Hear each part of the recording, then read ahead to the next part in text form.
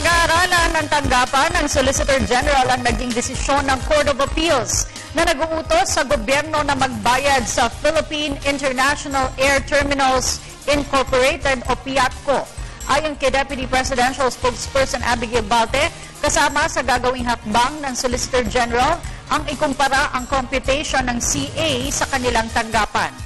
Sa desisyon ng CA, kailangang bayaran ng gobyerno ang PIATCO ng $371 million para sa expropriation ng Ninoy Aquino International Airport Terminal 3. The Solgen is yet to receive the decision of the Court of Appeals. If you remember, in this particular case, yung just compensation na lang talaga yung iniintay natin. So, we need to check with the Solgen, or the Solgen needs the decision to check whether the figure is close to what our computation is.